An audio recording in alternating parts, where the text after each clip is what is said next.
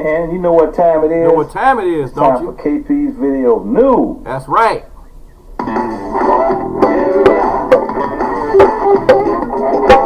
KP's Video News, y'all.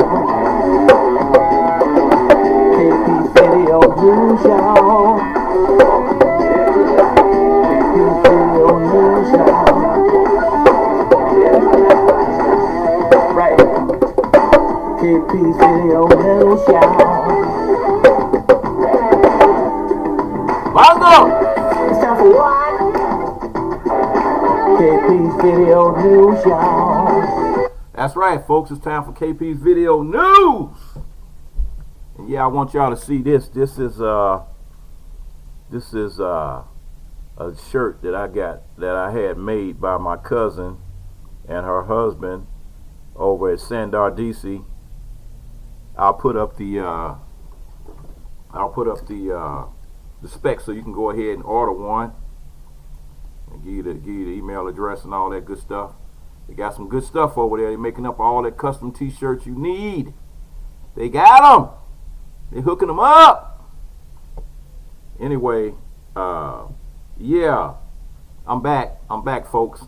So for now, you know, like I said, last week I was back. So I'm just taking my time. You know, I'm relegating how I'm gonna do these things. You know, if I'm, you know, as you can see, I'm not doing them daily like I used to. I might get back to daily one of these days, but I just been enjoying the fact that I don't have to deal with the dunce anymore. So we get into this Black History. This is Black History Month, and today I'm gonna tell you about 9 everyday things that we wouldn't have today if it wasn't for black inventors. So you know, hey, it speaks for itself. So I'm gonna start off, you know, with this. You know, the United States is one of the most innovative and technology advanced countries in the world. You know this already. In fact, you're probably reading this on a smart device while simultaneously using another form of technology, listening to music, riding your Peloton, chatting with Alexa. How did we get here? Well, it definitely wasn't by luck. The bright minds, the innovative spirit, and the hard work of the American people paved the way. It's likely you read about some of those people in school: Thomas Edison, Alexander Graham Bell, Bill Gates. You know, they probably ring some bells. But have you ever heard of Mary Van Britten-Brown? How about Garrett Morgan?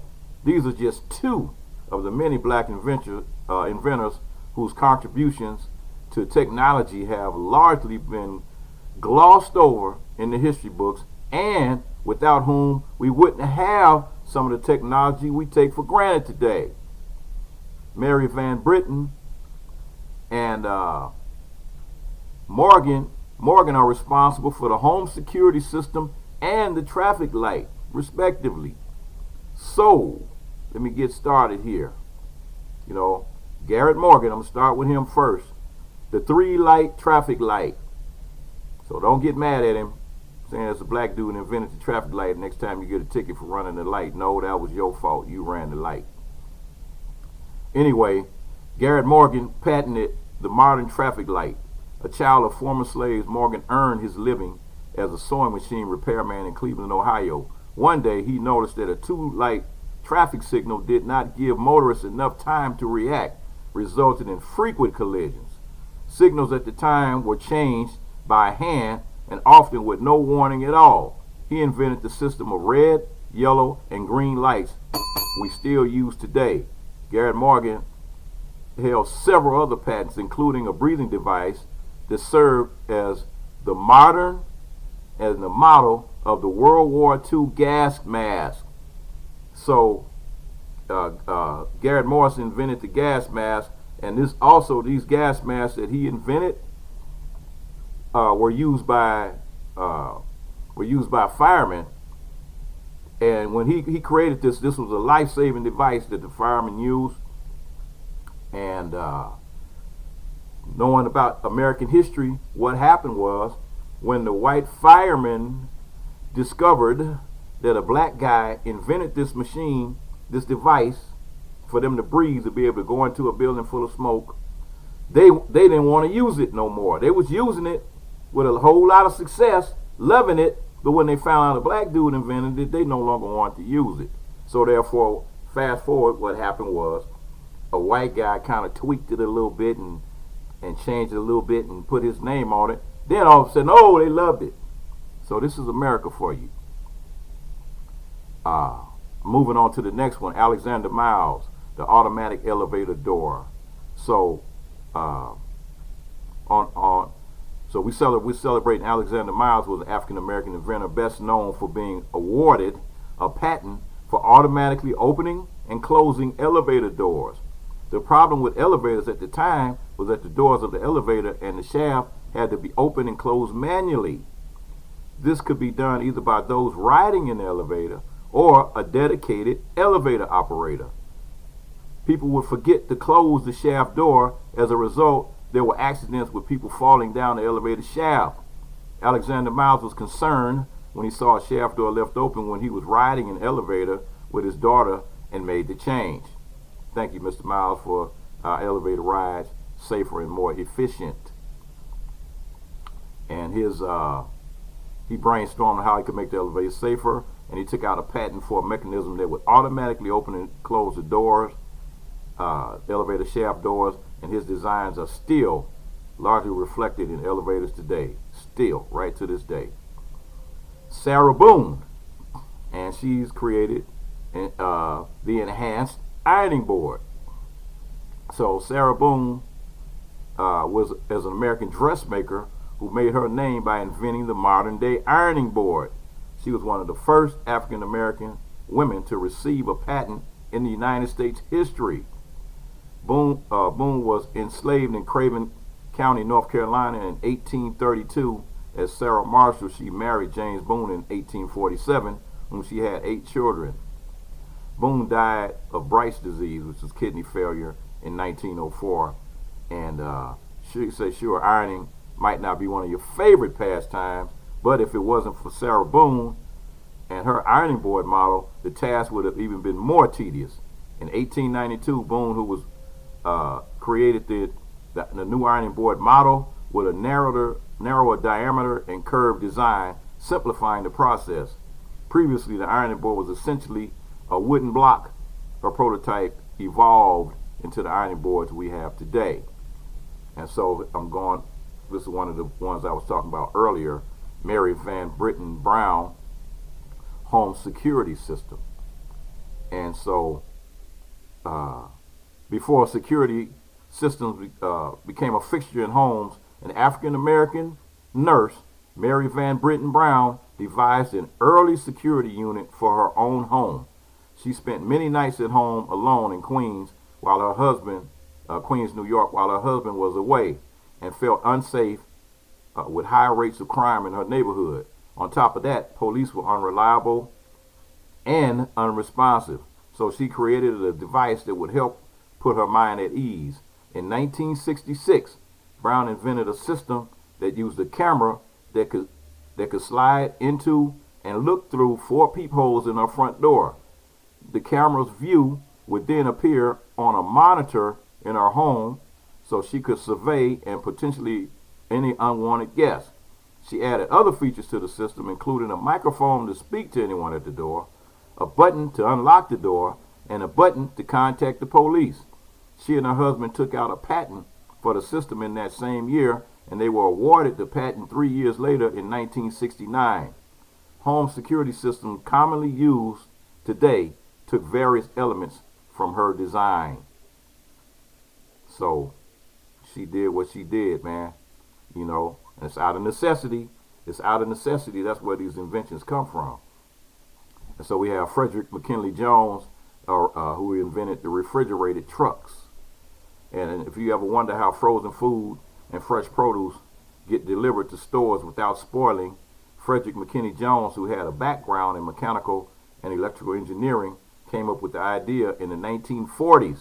Jones designed and patented a portable air cooling unit for trucks carrying perishable food. In fact, he went on to found the U.S. Thermal Control Company. The company grew enormously during World War II as it helped to preserve blood, medicine, and food. Sidebar, right today, they are using these same refrigerated trucks with the COVID situation, with all the people that are passing away. May they rest in peace. They're using these same refrigerated trucks as temporary morgues. Okay, on to the next story. My favorite, Dr. Shirley Jackson. I say it again, Dr. Shirley Jackson, still living, still alive. Caller ID and call waiting.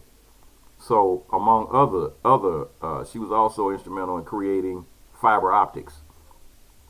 And Black history lives today. She's still alive.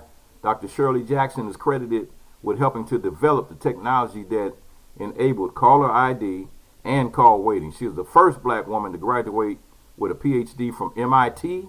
Dr. Jackson received the National Medal of Science in 2015, was inducted into the National Women's Hall of Fame.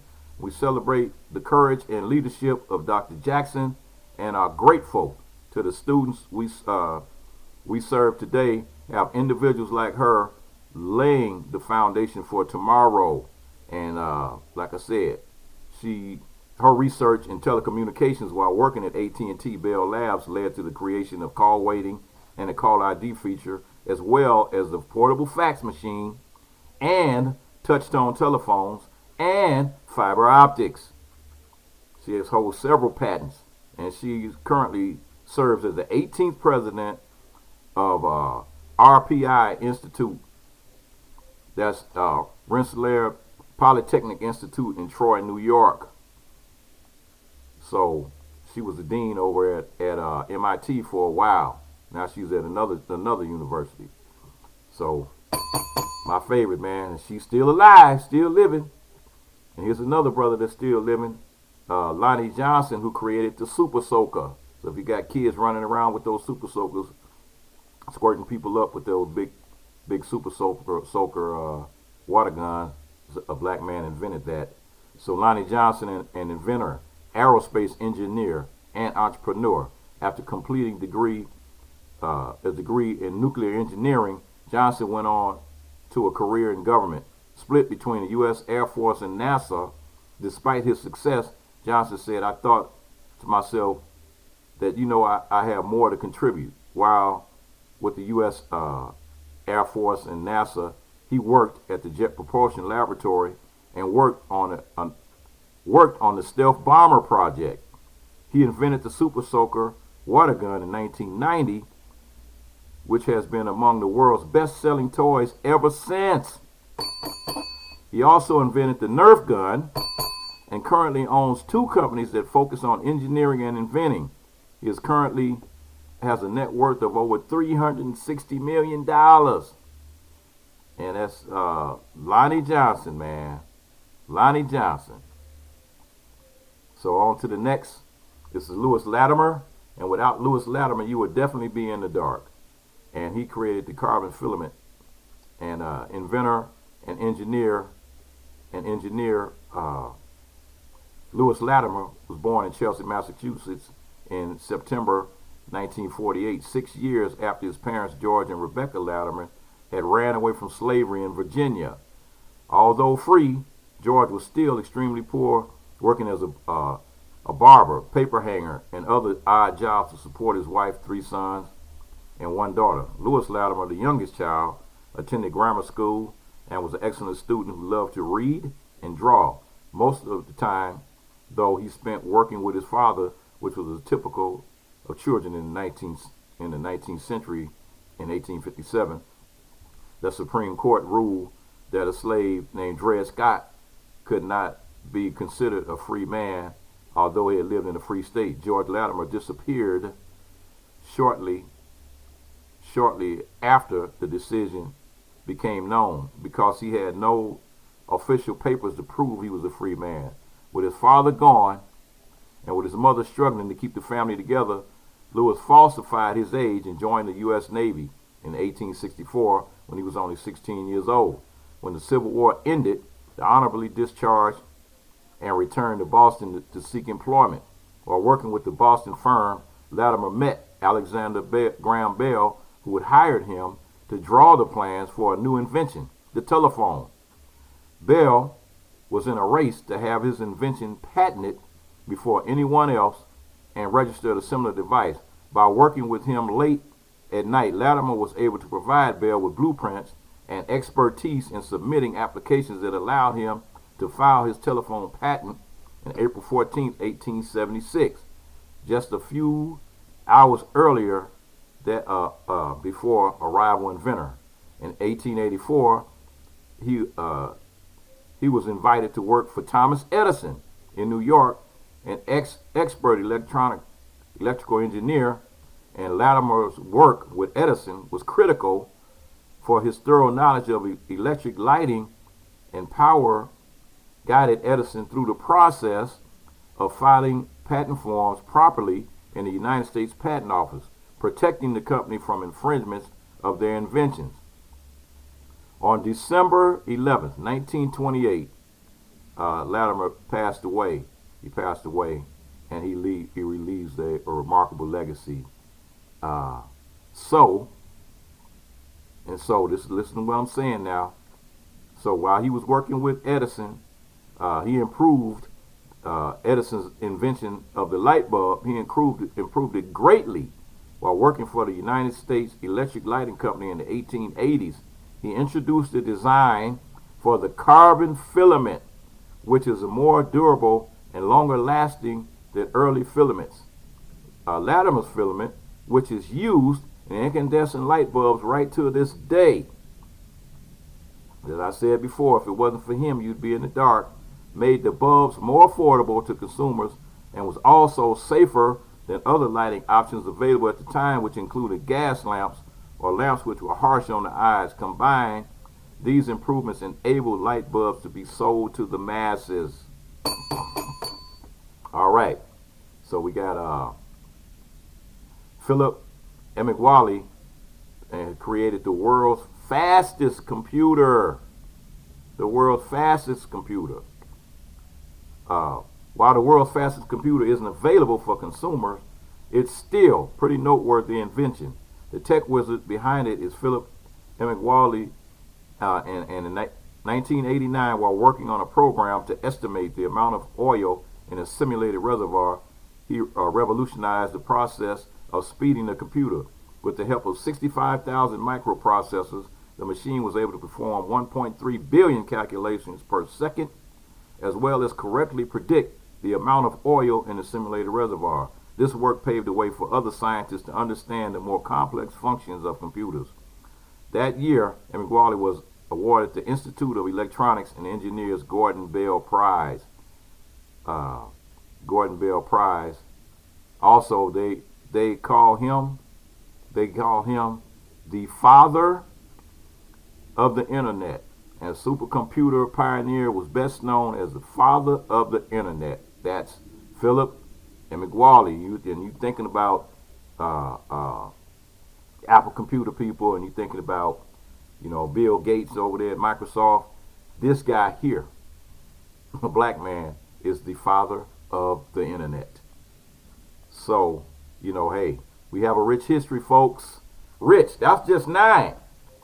I could go on and on and on and on, and I'm gonna come back to this with some more scientists and some more people with some good ideas and doing things. I'm gonna come back with some more, and to complete this, complete this thing. I'm telling you, man. This is Black History Month, but this is it's Black History all the time, not just today and not just in February, because we have a rich tapestry, a rich history of inventions, services, ideas, man. Just a bunch of,